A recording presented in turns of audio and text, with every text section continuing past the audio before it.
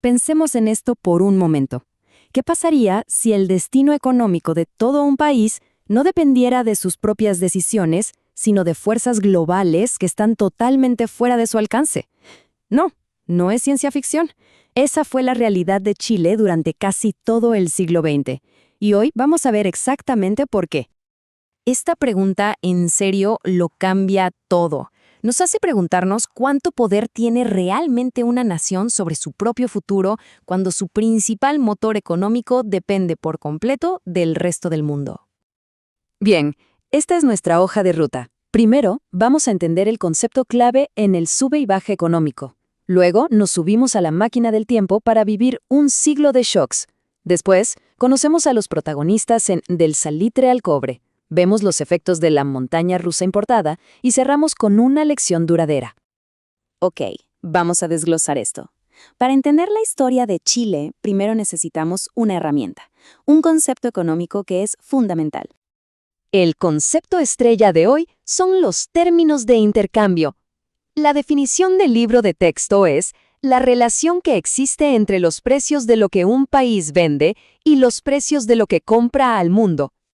Pero para que se entienda más fácil, pensémoslo como esfuerzo. Si los precios de lo que vendes suben, necesitas menos esfuerzo, o sea, menos producto, para comprar lo mismo de afuera. El país así de simple se hace más rico. Si los precios bajan, pues pasa todo lo contrario. Ahora sí, agárrense, porque vamos a ver cómo esta idea tan abstracta golpeó a Chile con la fuerza de un huracán, una y otra vez a lo largo de 100 años. Y esta gráfica, esta es la protagonista de nuestra historia. Esa línea roja es, básicamente, el poder de compra de Chile. Y como pueden ver, de tranquilo no tuvo nada. Es una auténtica montaña rusa, llena de subidas y bajadas violentísimas. Y cada uno de esos picos y valles tiene nombre y apellido, corresponden a un evento mundial. El fin de la Primera Guerra Mundial, la Gran Depresión, la Guerra de Vietnam que disparó la demanda de cobre, la crisis del petróleo, y más acá en el tiempo, el boom de China y su apetito insaciable por las materias primas. Para que nos hagamos una idea de la magnitud, el primer gran golpe, ese colapso de precios después de la guerra en el 22, le costó al país una pérdida de ingresos de un 7% de todo su Producto Interno Bruto. Un empobrecimiento masivo y repentino. Pero claro, la marea también podía subir. Durante el boom de Vietnam, la tortilla se dio vuelta de una forma espectacular. Esa mejora en los términos de intercambio fue como una inyección de dinero equivalente al 12% del PIB, una bonanza increíble. Y entonces llegó el golpe más duro de todos, el shock de 1975, que fue una tormenta perfecta entre la crisis del petróleo y la caída del precio del cobre, causó una pérdida de ingresos del 11% del PIB. Y esto no fue algo pasajero, marcó la economía chilena por los siguientes 30 años. Bueno, pero ¿qué era exactamente lo que causaba toda esta locura? La respuesta tiene que ver con dos productos, dos materias primas que fueron las estrellas de la economía chilena. A principios del siglo XX, el rey indiscutido era el salitre.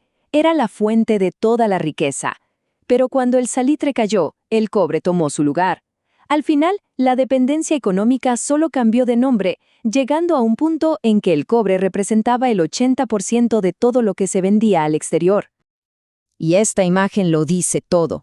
Miren el gráfico de la izquierda, el del salitre. Ahora, miren el de la derecha, el del cobre. El patrón es casi idéntico. Es la misma historia de inestabilidad brutal, con picos y caídas que decidían la suerte de toda una nación. Y aquí viene lo más increíble. La caída del salitre no fue por una crisis económica tradicional, fue por un avance científico. Al otro lado del mundo, en un laboratorio, inventaron el salitre sintético. Y así, de la noche a la mañana, el pilar de la economía chilena se volvió obsoleto. Así que básicamente, Chile salió de una trampa solo para caer de cabeza en otra. La dependencia del salitre fue reemplazada por una dependencia todavía más fuerte del cobre, preparando el terreno para las décadas de inestabilidad que acabamos de ver. Bien, ahora vamos a conectar los puntos. Veamos cómo toda esta montaña rusa de afuera se sintió adentro, en la economía del día a día, en forma de recesiones muy reales. Esta tabla es súper reveladora. Miren la relación entre las recesiones de Chile y las de Estados Unidos. Es impresionante. De 15 ciclos económicos chilenos, 14 fueron de la mano con los de EEU. La conclusión es bastante clara. La mayoría de las crisis de Chile no se cocinaron en casa, se importaron. Y ojo, que no solo se importaban las crisis, sino que llegaban con más fuerza.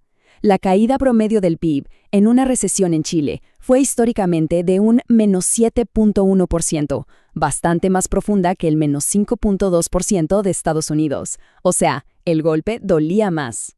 Entonces, la idea clave aquí es esta. La economía chilena no solo bailó al ritmo de la estadounidense, sino que cuando la música paraba, la caída era mucho, mucho más dura. Y para cerrar, vamos a dar un paso atrás. Veamos cómo toda esta historia de Chile se contrasta con una teoría económica muy famosa. Raúl Prebisch, un economista importantísimo de la región, propuso algo que se conoce como la hipótesis de Prebisch. Básicamente él decía que los países que exportan materias primas, como Chile, estaban condenados a un deterioro lento pero constante de sus términos de intercambio. A ver, Prebisch acertó en algo. Chile sí perdió más de la mitad de su poder de compra en un siglo. Pero se equivocó en el cómo. Su teoría hablaba de un declive suave, como una rampa hacia abajo. La realidad de Chile no fue una rampa, fueron escalones rotos, caídas al vacío, shocks brutales y repentinos. Y esto nos deja con una pregunta final muy potente. ¿El destino económico de estas naciones es un declive lento casi inevitable? ¿O es más bien como caminar por un campo minado lleno de tropiezos súbitos e imposibles de predecir? La historia de Chile parece gritar que la respuesta correcta es la segunda.